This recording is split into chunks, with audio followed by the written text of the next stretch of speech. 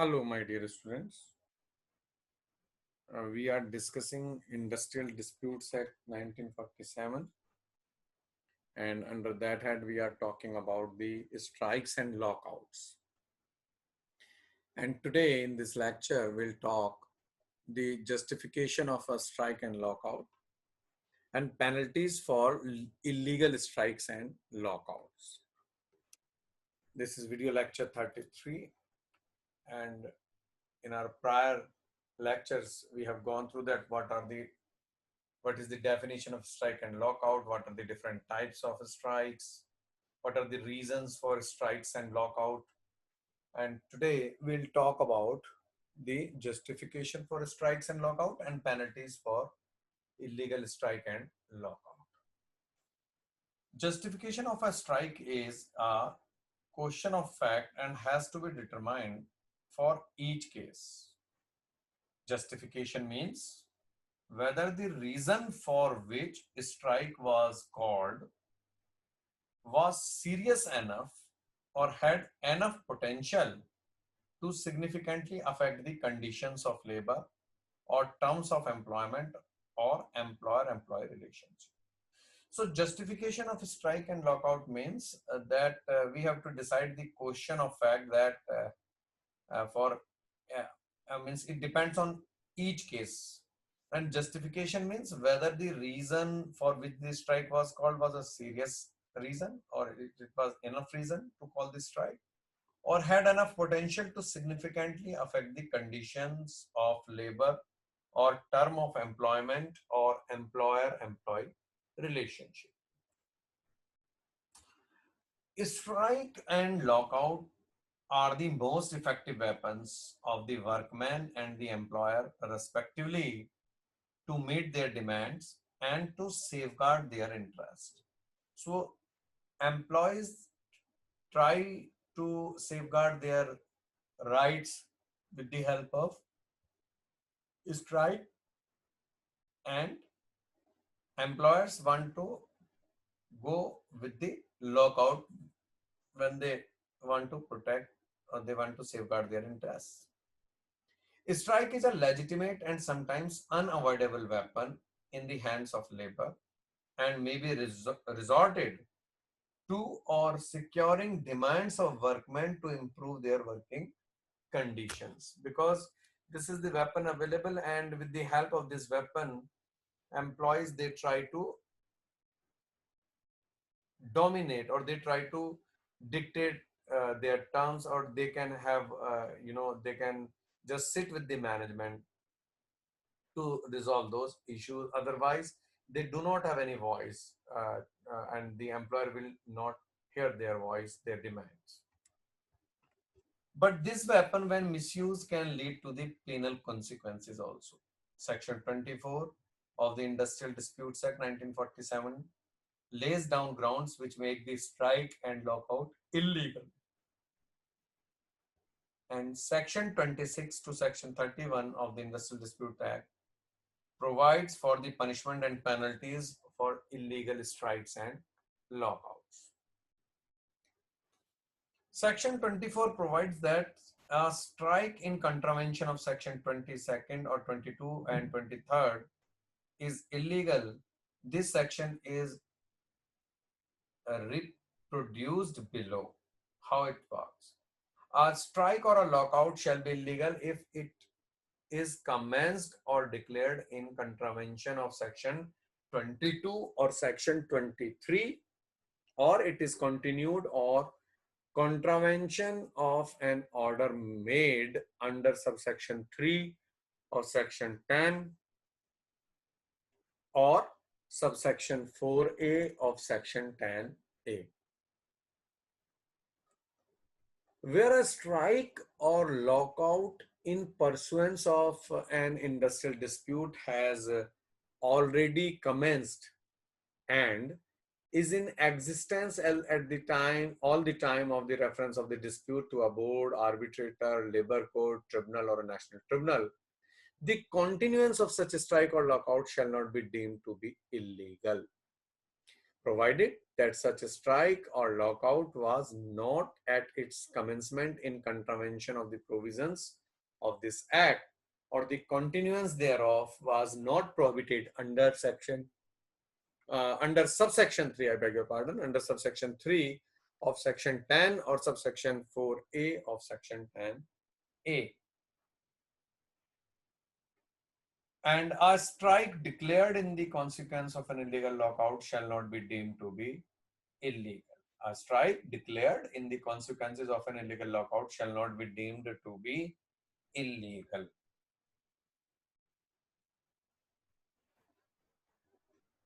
And the consequences of illegal strikes are that related to wages, consequences to entitle the workman to wages for the period of the strike.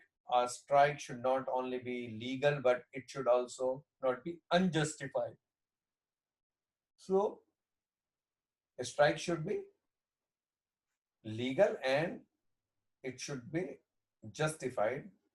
Therefore, in order to be entitled for wages for the period of the strike, a strike not only should be not illegal, but should not be unjustified. The question of provocation by the employer in such case is immaterial. Therefore, the workers ordinarily who resort to illegal strike are not entitled to wages for a strike period. So if the workforce or the employer are means the part of illegal strike, or they were indulged in the illegal strike, then they will not receive the wages or the for that strike period. And disciplinary action against striking workmen normally taking part in the illegal strike amounts to misconduct on the part of a workman, for which they invite the punishment or dismissal, whether the employer is free to impose the punishment of dismissal from services in which the cases has been subject to the judicial contravention. Punishment and penalty for illegal strike or lockout. In the process of collective bargaining, the right of the workman to go on strike and that the right of the employer to declare lockout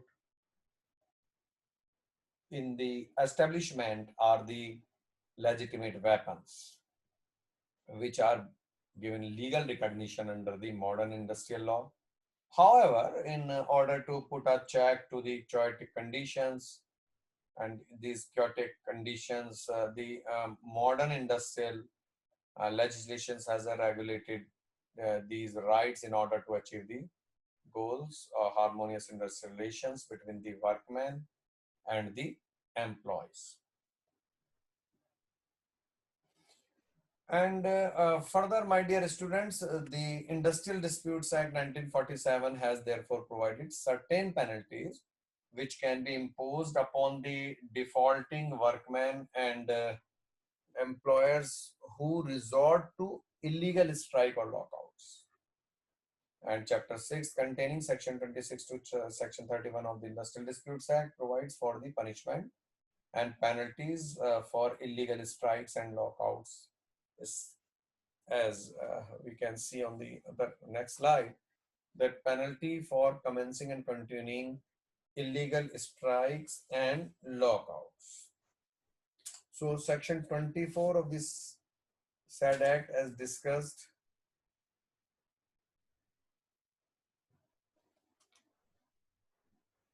of enumerates the circumstances under which a strike and lockout would become illegal.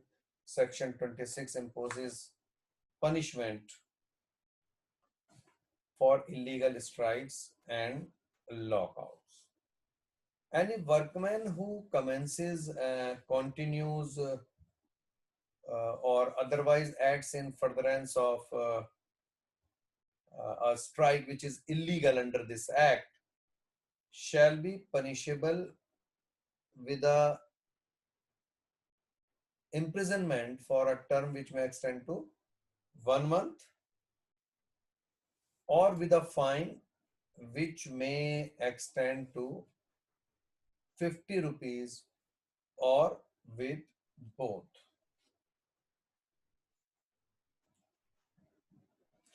Any employer who commences or continues or otherwise acts in furtherance of lockout which is illegal under this act,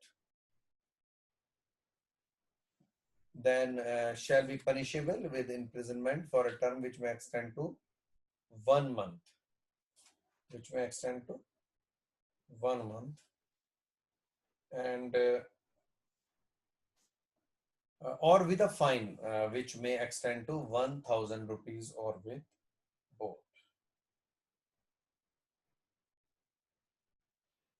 And penalty for instigation given under section 27, it is not only commencing and continuing an illegal strike and lockout which have been made punishable, but punishment for instigating or inciting strikes or lockout is also made punishable under the said act, means under Industrial Disputes Act 1947.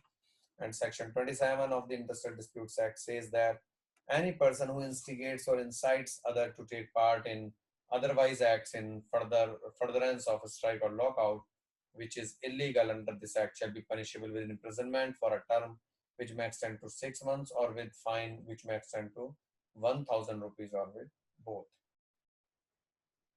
And there is a provision for giving financial aid to illegal strikes under section 28. The giving of financial aid to illegal strike and lockout has also been made a penal offense. And under this section, section 28, uh, the provision of this act, that according to section 28 of the act, any person who knowingly expends or applies any money in direct furtherance or support of any illegal strike or lockout shall be punishable with imprisonment for a term which may extend to 6 months or with fine which may extend to 1000 rupees or with both. So section 28 of the act deals with the penalty for giving financial aid to illegal strikes and lockouts, and the punishment is for this for this illegal strike and lockout, imprisonment for a term which may extend to 1 month or with a fine which may extend to 1000 rupees or with both. Now, there is a provision for the penalty for breach of settlement of awards under section 29. Any person who commits a breach of any term of any settlement or award which is binding on him under this act shall be punishable with imprisonment for a term which may extend to 6 months or with a fine or with both, and where the breach is continuing one, with a further fine which may extend to 200 rupees for every day during which the breach continues after the conviction of the first and the court trying the offense. And if it fines, the offender may direct that the whole or any part of the fine realized from him shall be paid by way of compensation to any person who is, in its opinion, has been injured by such breach. So that amount may be given to the person as a compensation who is in the opinion has been injured by this breach. And there are penalty provisions for disclosing the confidential information. So under section 30 of this ID, Industrial Disputes Act 1947, the penalty for disclosing the confidential information, if any person who willfully discloses any such information as is referred to in section 21 in contravention of the provisions of that section, shall on complaint made by or on behalf of the trade union or individual business affected be punishable with the imprisonment for a term which may extend to 6 months or with a fine which may extend to 1000 rupees or with both. So this is again one provision for penalty for disclosing confidential information under section 30. And there is a provision for penalty for closure without notice under section 38. Any employer who closes down any undertaking without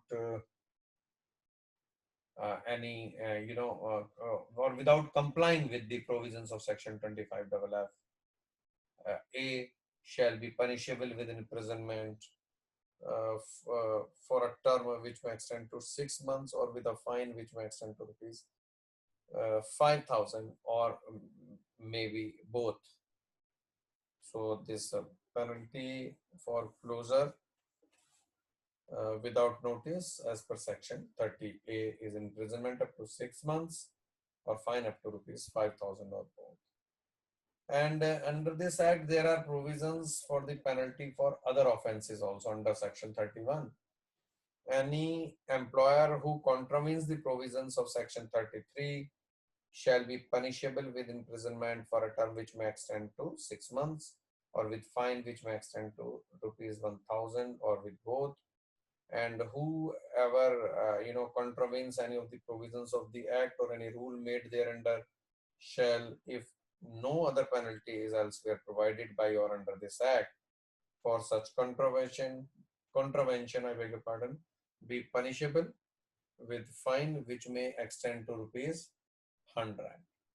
So these are the provisions in case of other offenses under section 31, and there is a penalty for those other offenses under section 31. So my dear student, this is all about the uh, penalty provisions given under the Industrial Disputes Act for illegal strikes and illegal lockouts and other illegal acts. So I hope this lecture will help you and will make you comprehend about the uh, provisions related to the penalty for illegal strike and lockout. Thank you so much, my dear students, and have a nice day, have a nice time, stay safe. Bye bye, take care. Thank you.